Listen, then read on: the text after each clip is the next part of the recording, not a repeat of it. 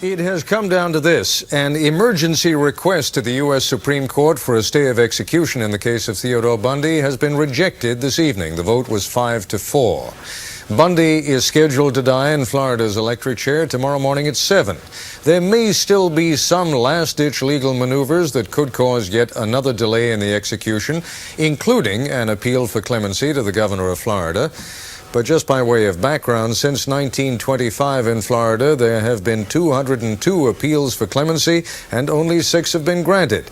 And Governor Bob Martinez, who will have to make that clemency decision on Ted Bundy, has already indicated that he wants the execution to take place. Indeed, Bundy's murders, those for which he is being executed, there are 3, and at least 20 others to which he has confessed, have made his execution a rather popular event. Here's more on the Bundy story from Nightline correspondent Judd Rose.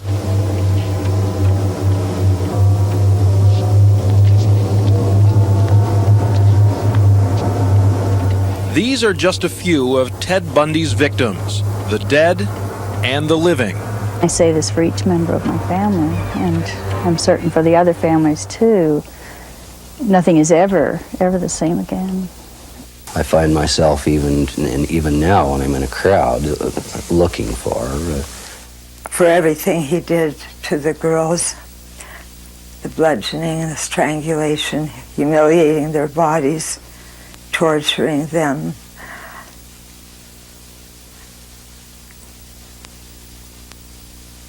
I feel that the electric chair is too good for him.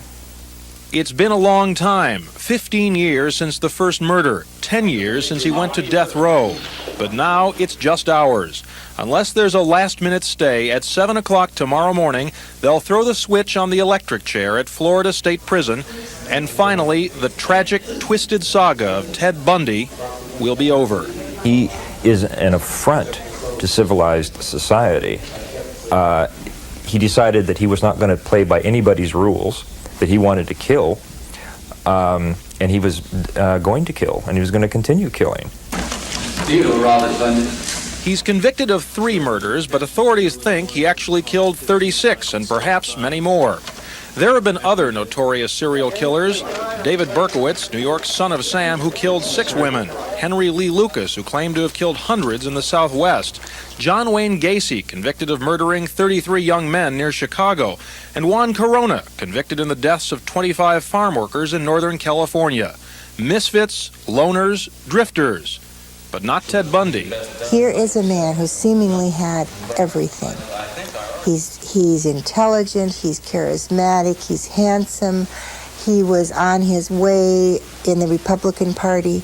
I thought he would be governor of Washington now rather than going to the chair.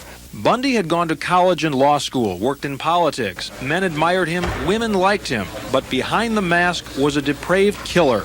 Starting in early 1974, he began stalking pretty young women. Once he got them alone, he would bludgeon them, rape them, strangle them, then leave their bodies in the wild for the animals to finish them off. Many were never found. Ted enjoyed the thrill. There was an inward thrill in selecting a victim, and it was usually at night. It was usually after he'd had a couple of beers to steady his nerves, and he would go out and he would literally hunt. The murders spread from Washington to Oregon, Utah, and Colorado, and when Bundy was finally caught, everyone was stunned. We still don't believe it. It just can't be. I keep shaking my head day after day, saying, how can this be? Because our son is the best son in the world. He's a very normal, active boy. And Bundy himself showed his peculiar arrogance, saying the legal system would prove his innocence. Well, I'm sure it works, and you've got to have faith it'll work, or else you'd be reduced to some kind of, mumbling idiot. But Bundy wasn't done yet. He escaped from jail, was recaptured, and escaped again. Changing his appearance like a chameleon, Bundy continued to kill until his bloody journey brought him to Florida, where in January of 1978, he went wild in this sorority house, viciously assaulting 4 women. 2 died. A month later, he raped and strangled a 12-year-old girl. Shortly after, Ted Bundy was caught. Since I have been in Dade County, I've been allowed Don't shake your finger at me, young man. Don't shake your finger at me, young man.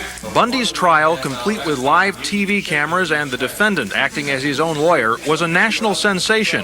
Finally convicted and sentenced to die, Bundy still refused to accept the blame for his crimes. Because it is not a sentence of me, it is a sentence of someone else who's not standing here today. Ted's a sociopath, an antisocial personality. They have no consciences as we know it. They truly feel no empathy for other people. They don't understand other people's pain. The rest of us are there to make them feel better. Bundy's been consistent to the end. It was only this weekend that he began admitting his crimes, thinking it would buy him some time. Today, Connie Wilcox learned that Bundy had confessed killing her daughter Nancy 14 years ago. Ted Bundy needs to die. He needed to die 10 years ago or longer, and he should not have been allowed to live this long. In the places he ravaged, few disagree, like on the campus of Florida State. Personally, I think he should be fried right away. What he did was grotesque. And the impending execution has been the source of all sorts of gallows humor. I'm making a statement that I think it's time for Bundy to go. And apparently it is. Ted Bundy's execution is regarded by most with the same lack of remorse he always showed his human prey. Could even talk to me. For the record, you are guilty of killing many women and girls. Yes. Yes, that's true. Ted, how did it happen? Take me back. What are the antecedents of the behavior that we've seen? So much grief, so much sorrow, so much pain for so many people. Where did it start? How did this moment come about? I grew up in a wonderful home with two dedicated and loving parents, one of 5 brothers and sisters. But as a young boy, and I mean a boy of 12 or 13, certainly, that I encountered outside the home again, in the local grocery store, the local drugstore, the softcore pornography, what people call softcore.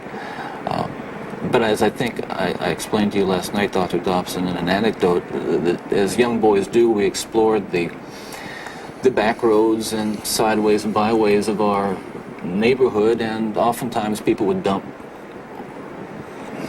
the garbage and whatever they were cleaning out of their house, and from time to time we'd come across pornographic books of a harder nature than more graphic, you might say, more explicit nature than we would encounter, let's say, in your local grocery store. My experience with, I'd say, pornography generally, but with pornography that deals on a violent level with sexuality, is that once you become addicted to it, and I look at this as a kind of addiction, like other kinds of addiction, I would keep looking for more potent, more explicit, more graphic kinds of material. Like an addiction, you keep craving something which is harder, something which gives you a greater sense of excitement, until you reach the point where the pornography only goes so far. You reach that jumping off point where you begin to wonder if maybe actually doing it will give you that which is beyond just reading about it or looking at it. Ted, after you committed your first murder, what was the emotional effect on you? What happened in the days after that? It was like coming out of some kind of horrible trance or dream. I can only liken it to after, I don't want to over-dramatize it, but to have been possessed by something so awful and so alien, and then the next morning wake up from it, remember what happened, and realize that basically, in the eyes of the law, certainly in the eyes of God, you're responsible. To wake up in the morning and realize what I had done, and with a clear mind and all my essential moral and ethical feelings intact at that moment, absolutely horrified that I was capable of doing something like that. You really hadn't known that before? Basically, I was a normal person. I wasn't some guy hanging out at bars or a bum, or I wasn't a pervert in the sense that, you know, people look at somebody and say, I know there's something wrong with him, and just tell. I mean, I was essentially a normal person. I had good friends. I led a normal life, except for this one small but very potent and very destructive segment of it that I kept very secret, very close to myself, and didn't let anybody know about it. And part of the shock and horror for my dear friends and family years ago when I was first arrested was that there was no clue. They looked at me and they looked at the all-American boy. And I mean, I wasn't perfect, but I want to be quite candid with you. I was okay. Okay, I was. The basic humanity and basic spirit that God gave me was intact, but unfortunately it became overwhelmed at times. And I think people need to recognize that it's not some kind of those of us who have been so much influenced by violence in the media, in particular pornographic violence, are not some kinds of inherent monsters. We are your sons and we are your husbands. And we grew up in regular families. And pornography can reach out and snatch a kid out of any house today. He snatched me out of my home. It snatched me out of my home 20, 30 years ago. And as diligent as my parents were, and they were diligent in protecting their children, and as good a Christian home as we had, and we had a wonderful Christian home, there is no protection against the kinds of influences that are loose in a society that tolerates. You feel this really deeply, don't you? Ted, outside these walls right now, there are several hundred reporters that wanted to talk to you. Yeah. And you asked me to come here from California because you had something you wanted to say. This hour that we have together is not just an interview with a man who's scheduled to die tomorrow morning. I am here and you're here because of this message that you're talking about right here. You really feel that hardcore pornography and the doorway to it, softcore pornography, is doing untold damage to other people and causing other women to be abused and killed the way you did others. Listen, I'm no social scientist, and I haven't done a survey. I mean, I don't pretend that I know what John Q. Citizen thinks about this. But I've lived in prison for a long time now. And I've met a lot of men who were motivated to commit violence just like me. And without exception, every one of them was deeply involved in pornography, without question, without exception, deeply influenced and consumed by an addiction to pornography. There's no question about it. The FBI's own study on serial homicide shows that the most common interest among serial killers is pornography. That's true. And it's real. It's true. Ted, what would your life have been like without that influence?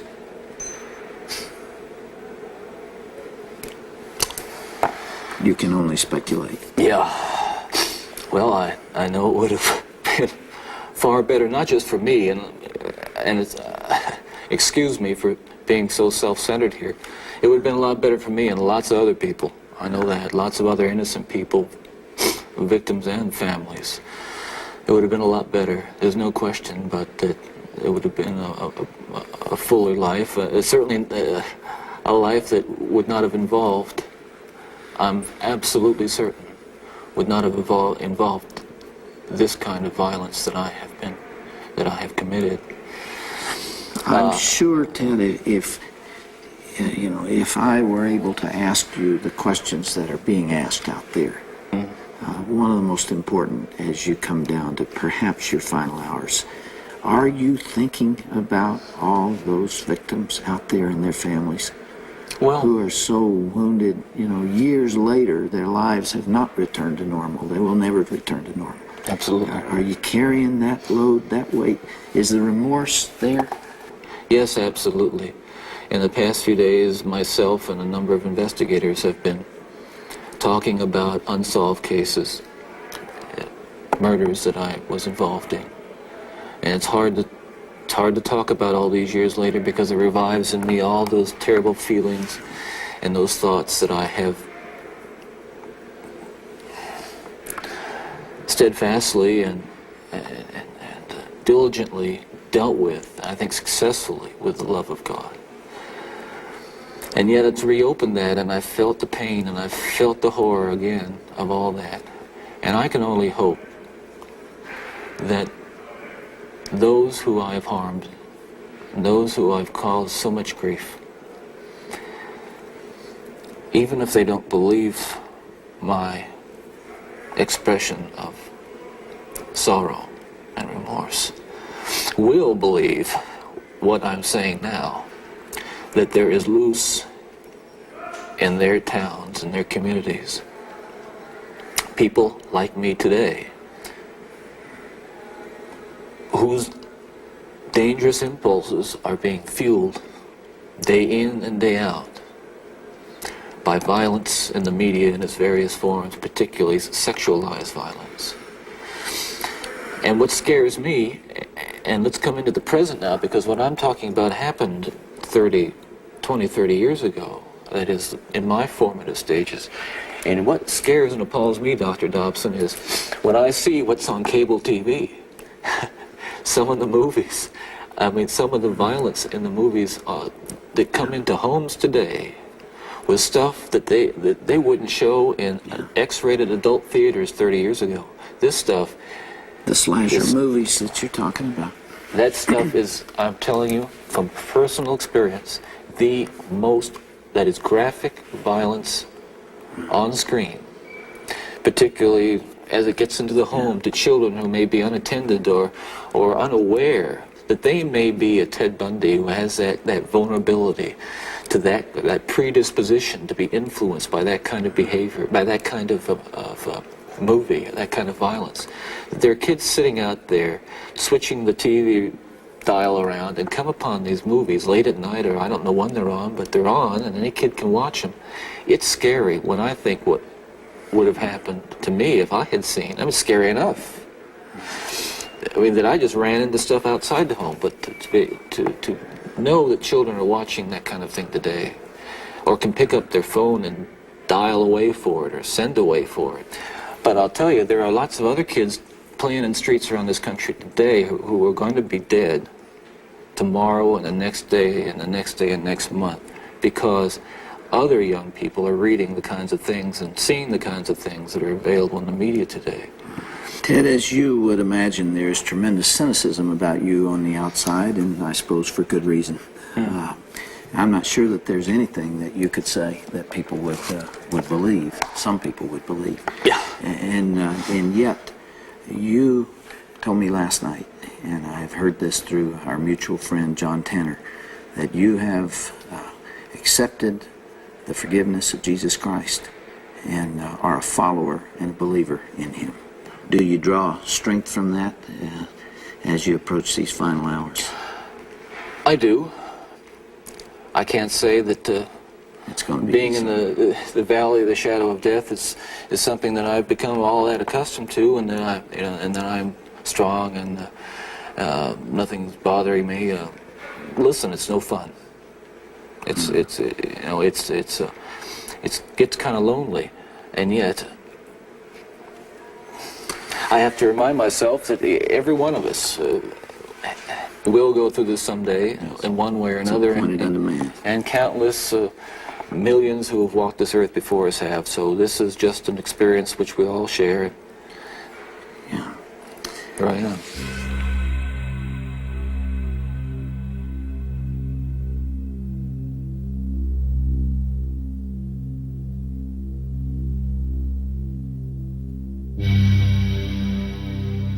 He said that he was raised in a very happy home.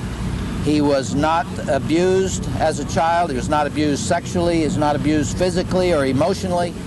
And that he saw himself as coming out of a relatively happy, whole home where there was a lot of love, and where what happened to him cannot be attributed to major mistakes on the part of his family.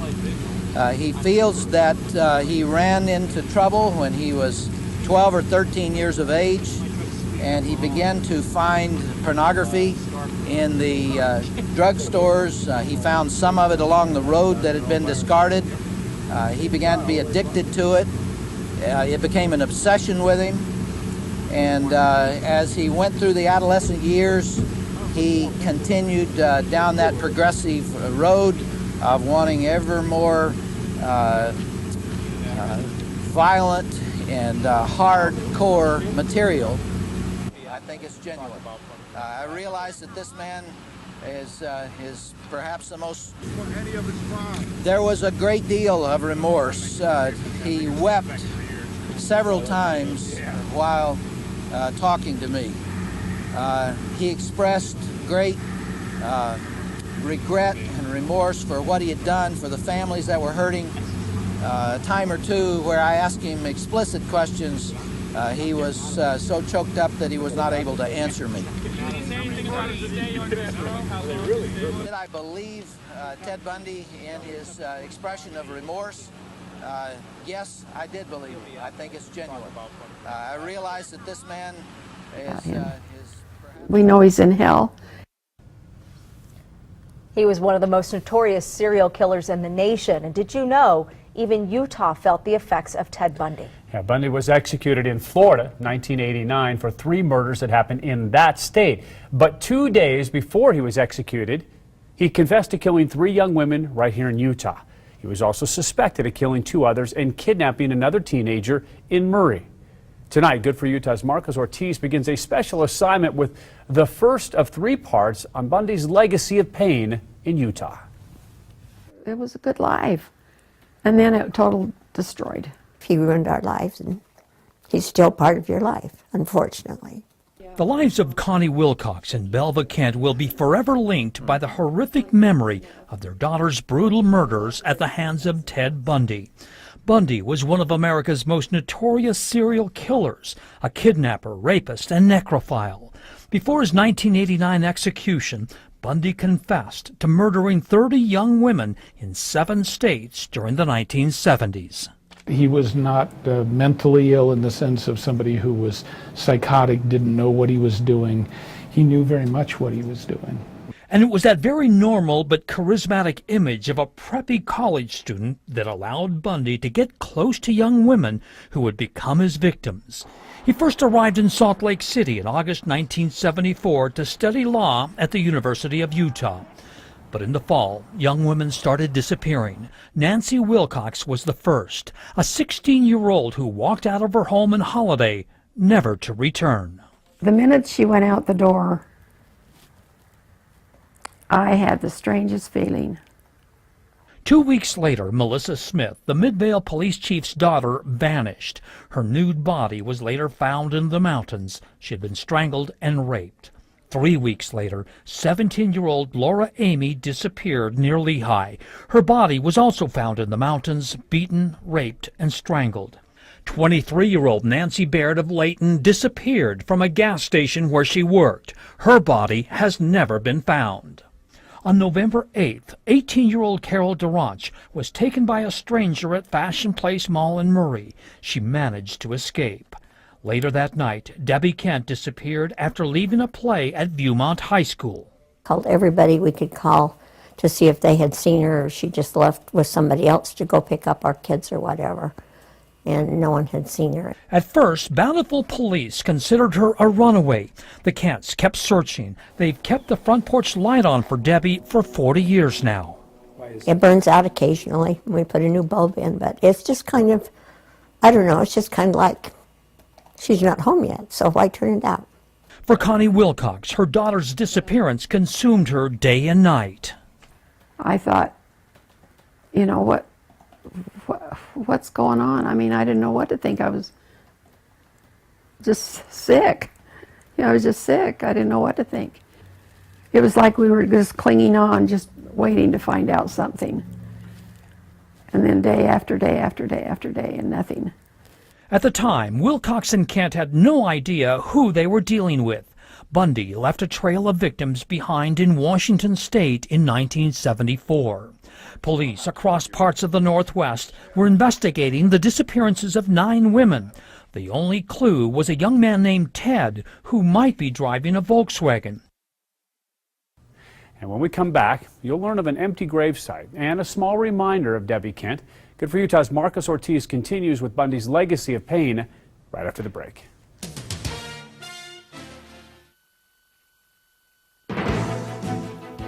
The year is 1978. President Jimmy Carter rides high as he shares a Nobel Peace Prize. But conflict continues in the Middle East as Israeli troops move into the Lebanon.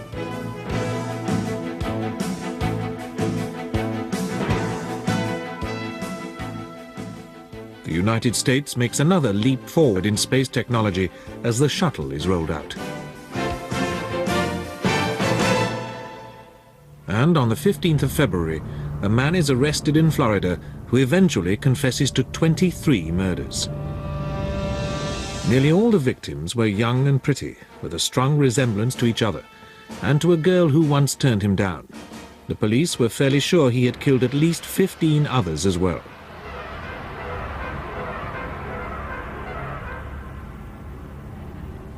On the 15th of January 1978, a student had been found in Tallahassee, raped, beaten, and strangled in the Chi Omega sorority house. Her name was Margaret Bowman. In a nearby room, also dying, was Lisa Levy. Her body had been savagely bitten. Also attacked, but alive, in the same sorority house were these girls, Karen Chandler and Kathy Kleiner. 90 minutes later, Cheryl Thomas was brutalized in her bed by the same man. 3 weeks later, in Lake City, a 12-year-old schoolgirl disappeared. Kimberly Leach's body was found in a river 2 months later.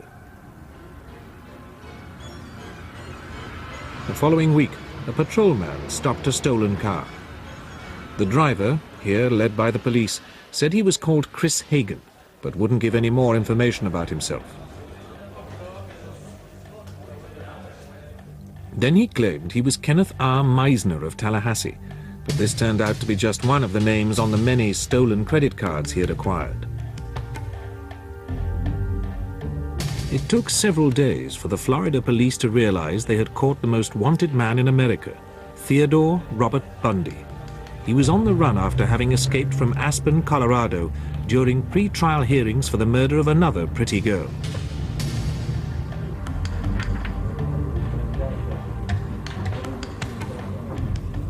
So now the Florida police looked for any links with the recent murders and disappearances of young women locally.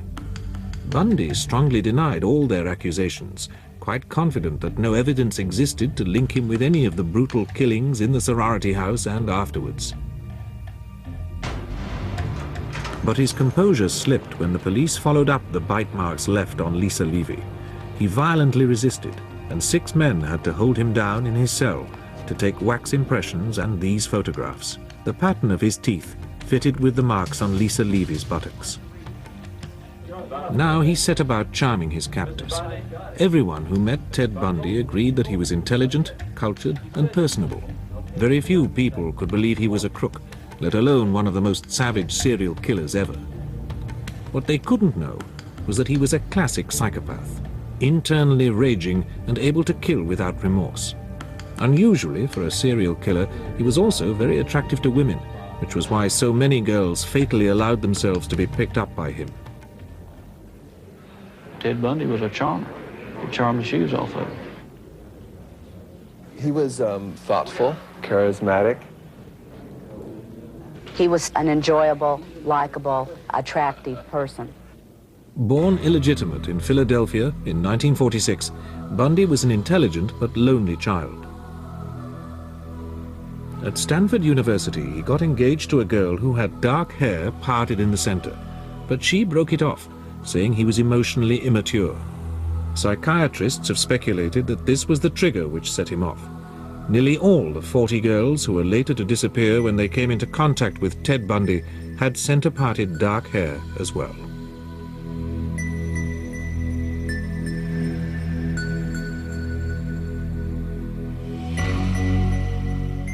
In California, he volunteered to help the local Republicans, but was soon in trouble for dirty tricks. When found out, he was boyishly unrepentant and typically charming. It's hard for me to believe that what I did is newsworthy, and my part in the campaign was so insignificant. I'm embarrassed that I should be getting this publicity from it. Really embarrassed. At the end of the 1960s, he moved to Seattle, got a psychology degree, and entered law school. In 1974, girls started to disappear. On the 31st of January, Linda Ann Healy, a 21-year-old student at the University of Washington, went missing. Then Donna Mason, a 19-year-old student at Evergreen State College, never returned from a jazz concert. Susan Rancourt, another student aged 18, went to a movie and disappeared. Roberta Parks, aged 22, vanished on a late-night walk. An unknown man left this bar, the Flame Tavern, near Seattle Airport, with Brenda Ball. She was never seen alive again. Her ravaged body was found months later on nearby Taylor Mountain.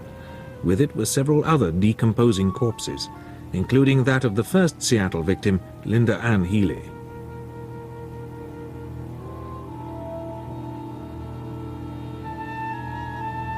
Then George Ann Hawkins, aged 18, walked back alone to her Washington University sorority house, but never reached it. The beach at Lake Sammamish was crowded on the 14th of July, 1974. A man called Ted, with his arm in a sling, asked several women to help load a boat onto his car.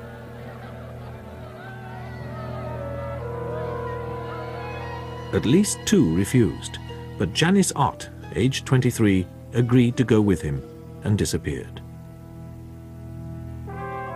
Soon after, Denise Naslund also went missing from the beach.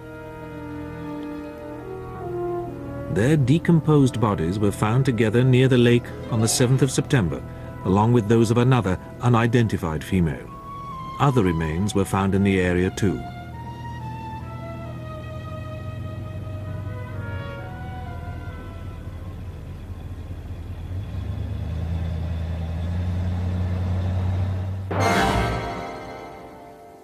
Now the police had something to go on, since several girls could remember the man. They issued a photo-fit picture, which turned out to be remarkably accurate. More women came forward when they saw it, to tell of having been approached by a man with his arm in a sling.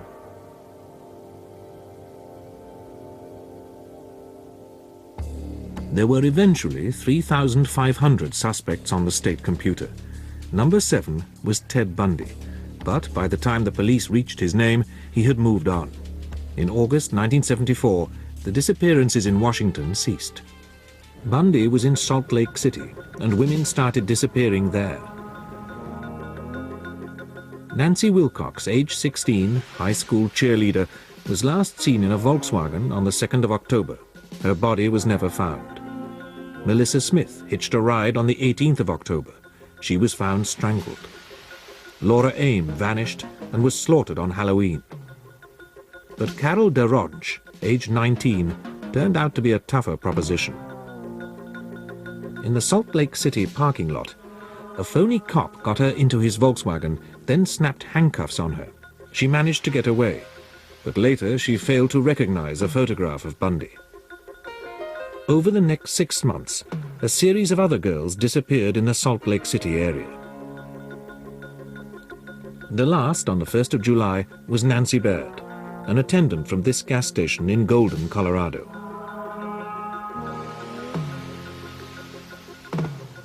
On the 16th of August, 1975, Sergeant Bob Haywood challenged a suspicious Volkswagen. It drove off wildly.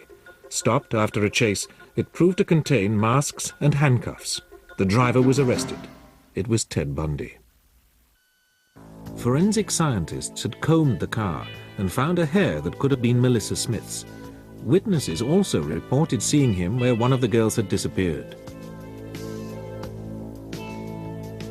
Carol DeRonch, who had escaped from his car after being handcuffed, picked him out of a lineup. When credit card slips proved he was lying when he said he had never been to Colorado, he was charged with kidnapping and attempted murder. Other states became interested. After a legal battle lasting 13 months, he was found guilty of aggravated kidnapping. He then faced further charges. I have got to keep myself together. I have got to stay calm. I've got to keep my presence of mind, because as long as I do that, I'm going to beat these people. His first attempt to beat them was an unexpected escape. Released from his chains and left in the courthouse library, he jumped from this window. The local sheriff was surprisingly relaxed. When was you last seen? Oh, about 10:30 this morning when he jumped from the window. Have there been any hostage-type situations or stolen cars reported? No, not yet. While helicopters searched for him, he hid out in a cabin on Aspen Mountain for 5 days before coming back through the roadblocks to steal a car. He was rearrested a few blocks from where he had escaped.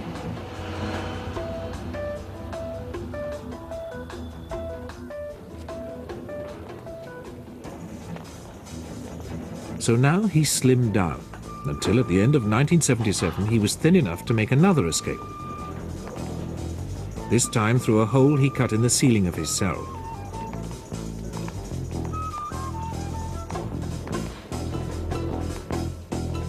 By the time the alarm was raised, he had driven to Denver in a stolen car and hopped a plane to Chicago.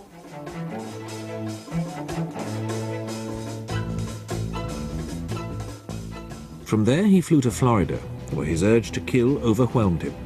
Shortly after the Tallahassee and Lake City killings came his capture in the stolen car.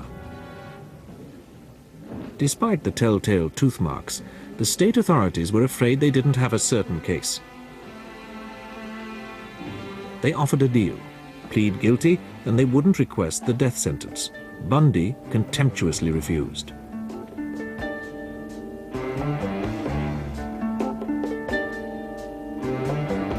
He also complained during the pre-trial hearings that his defense team had shut him out of preparations, but the judge was unimpressed.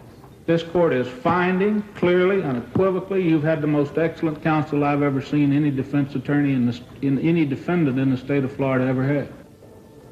Nevertheless, Bundy insisted on taking over his own defense. And the court had to rule on whether he was sane enough to be able to do so.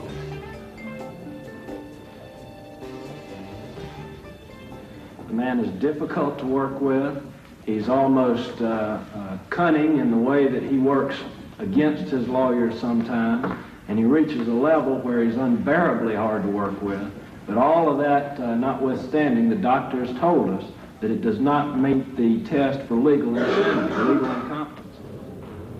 As he took over, Bundy clashed with the trial judge, Edward Coward. Mr. Bundy? Yes, sir. The court wants to talk to you, man. Come up to the bar here. I want to tell you something, young man, and I want to tell you clearly and unequivocally so you understand. This court is not going to follow your schedule. Since I have been in Dade County, I have been allowed to... Don't shake your finger at me, young man. Don't shake your finger at me, young man. Bundy had been protesting about not being allowed in the library to prepare his defense, and he continued with delaying tactics, which had the trial moved from Tallahassee to Miami and put back from October 1978 to June 1979. When the jury had finally been selected, Bundy shrewdly won some key legal points, getting both his record and his taped statements ruled inadmissible. The policeman who made the arrest described how Bundy fought him, knocking his gun from his hand. He then went on to report what Bundy said when he was subdued. He made a statement several times on the way back to the station that he wished I had killed him. On the way back to the station, he also made the statement, if I run at the jail, will you shoot me then? With his law school background, Bundy was dispassionate and professional. Can you describe what you saw when you lifted up the cover? As much detail as you can recall. If you need to use your report, please feel free to do so. There was a considerable amount of blood around her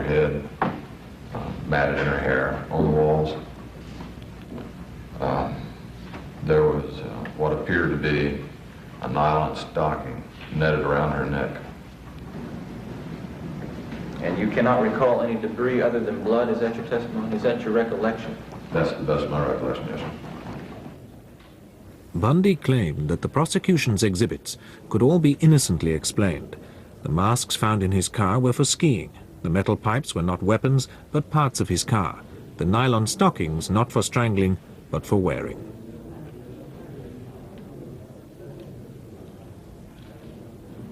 The prosecutor said that, on the contrary, they all proved that the crimes had been carefully planned. This man premeditated this murder. He knew what he was going to do before he did it. He thinks he is smart enough to get away with any crime. The prosecution produced a key witness, student Neri, who saw a man coming out of the sorority house that night. What I noticed most with the profile was had a very prominent nose, a straight bridge that almost came to a point, not quite, very thin lips. It was 3 in the morning. He was wearing a dark knitted cap and carrying a wooden club. "Do you see that man in the courtroom?" she was asked, in one of the trial's most dramatic moments. Her response was clear.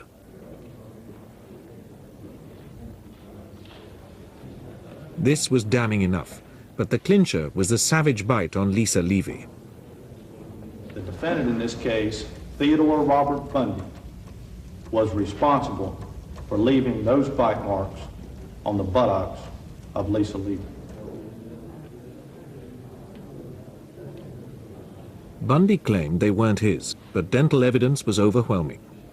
Knowing that this was a critical point, he took the stand to deny it. What is your name, please? Theodore Robert Bundy. When you were arrested on February 15th, 1978 in Pensacola, did you have a chip in your right front tooth? No, I did not.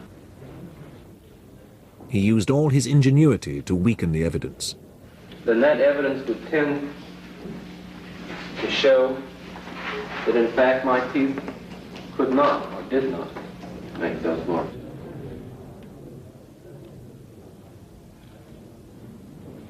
Fully aware of the importance of this point, the state produced a further expert whose testimony was damning when asked to comment on Bundy's claims. In my opinion, the only set that could have caused all the characteristics in the photograph of the bite mark would be number 2. The models of Mr. Bundy? Yes, sir. The trial took a month, but on the 23rd of July, 1979, the jury needed only 7 hours to reach their verdicts on a long list of indictments. The clerk of the court was handed the decisions. Could this impressive and articulate young man really be a wild sex killer? Publish the verdicts, Madam Clerk. In the Circuit Court of the 2nd Judicial Circuit in Leon County, Florida, case number 78670, with the jury at Miami-Dade County, Florida, this 24th day of July, AD 1979, found the defendant, Theodore Robert Bundy, as to count 3 of the indictment, murder in the first degree upon one Lisa Levy, guilty as charged, so say we all, Rudolph E. Trimble, foreman. The verdict was guilty, and all that Bundy could do now was to try to avoid a death sentence. With his usual cheek, he said that if he was sentenced to death, it would lower the court to the level of a murderer. I'm not asking for mercy, for I find it somewhat absurd to ask for mercy for something I did not do. As Bundy's mother listened, the judge had no hesitation in passing the death sentence. She was struck several times about the head. She had a ligature around her neck, which was a pantyhose that strangled her, caused her death. The beating was vicious, vile, and wicked, and atrocious. It is further ordered that on such scheduled date that you be put to death by a current of electricity sufficient to cause your immediate death, and such current of electricity shall continue to pass through your body until you are dead. However, Judge Edward Coward had extraordinary words of praise for his performance in the courtroom. It's a tragedy for this court to see such a total waste, I think, of humanity that I've experienced in this court. You're a bright young man. You made a good lawyer. I'd love to have you practice in front of me, but you went another way, partner. So he left the courtroom in Miami a condemned man, to be taken to Orlando for another trial, this time for the murder of schoolgirl Kimberly Leach. In an extraordinary scene during this, he called his girlfriend Carol Boone to the stand and asked her to marry him. Will you marry me? Yes. And I do hereby marry you. Thank you. She accepted, and they had a daughter during the years of his appeals. But extravagant gestures could not influence the verdict. Therefore, it is the sentence of this court as to count one of the indictment that you, Theodore Robert Bundy, be adjudicated guilty of murder in the first degree, and that you be sentenced to death for the murder of Kimberly Diane Leach. There followed almost 9 years of appeals.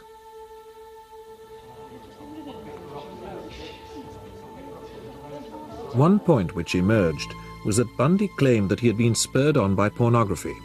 Anti-porn crusaders leapt at this revelation as confirming their worst fears.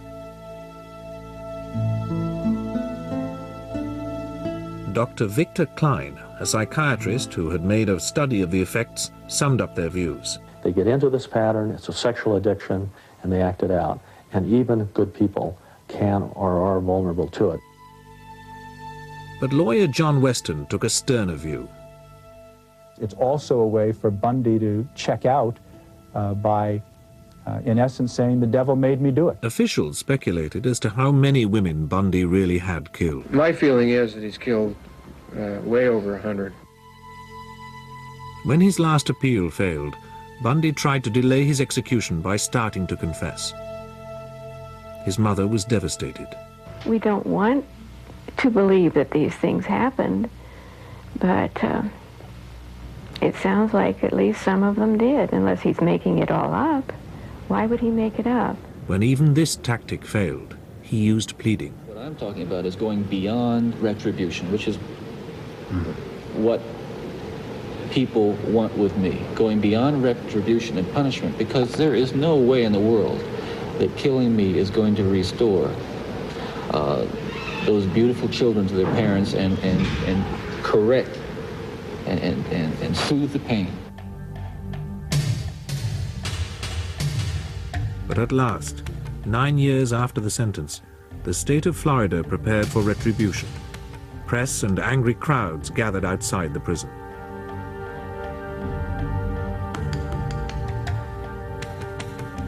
At 7 o'clock on the morning of the 24th of January, 1989, Ted Bundy finally went to the electric chair.